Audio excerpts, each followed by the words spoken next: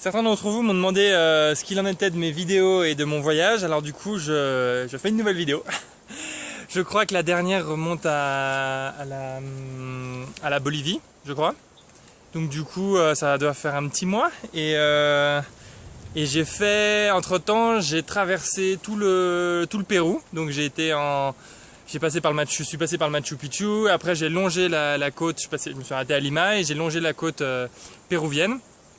Après je me suis arrêté au nord du Pérou, au bord de l'océan Pacifique pour travailler pendant 2 semaines dans un petit hôtel en tant que barman, une expérience assez rigolote.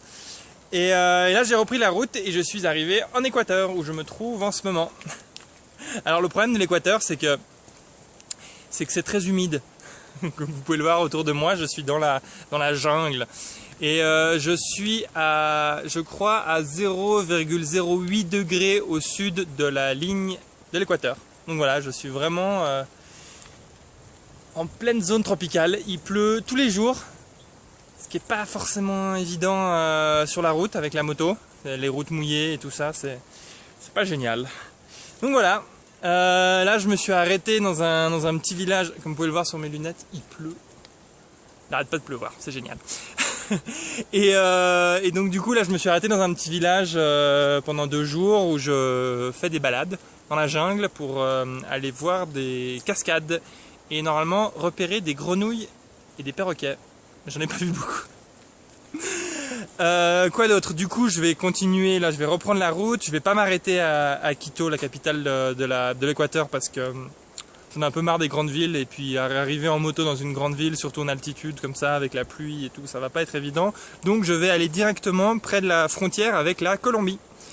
Donc du coup, prochaine étape, Colombie. Je vais aller, après le problème que j'ai, ça c'est pour la suite du voyage, dans quelques semaines, c'est que comme je vais aller jusqu'aux États-Unis, j'ai un problème, c'est qu'il n'y a pas de route qui relie la Colombie au Panama. Donc en fait, pour aller en Amérique centrale, il n'y a pas de route. Donc on ne peut pas y aller avec la moto, tu peux pas y aller. Donc tu dois mettre la moto sur un bateau. Et le problème qu'il y a, c'est que c'est 3 jours de bateau, parce que entre la première ville panaméenne et la première ville de départ colombienne, il y a une grande distance. Du coup, c'est 3 jours de bateau. Et c'est pas forcément. Du coup, ça veut dire qu'il faut avoir un bateau avec une cabine pour dormir, il faut avoir à manger et il faut mettre la moto. Donc du coup, ça risque de coûter cher, il faut que je trouve un bateau, etc. etc. Donc voilà, ça c'est la prochaine étape. Et si j'arrive à trouver un bateau pas trop cher, et ben, du coup, je peux aller jusqu'au Panama et là, je continue la route. À voir. Quoi d'autre? C'est à peu près tout, je crois. Bon, allez, j'essaie de vous refaire quelques vidéos quand j'arrive en Colombie pour vous montrer un petit peu l'ambiance. Et puis je vous tiendrai au courant si j'arrive à passer au Panama et continuer ma route. J'ai déjà fait 14 000 km avec la moto, ce qui est pas mal. Et il me reste encore 3 mois. Donc si j'arrive à aller jusqu'aux États-Unis, jusqu'au Canada même, ce serait pas mal. Voilà, allez, je vous embrasse. Ciao ciao.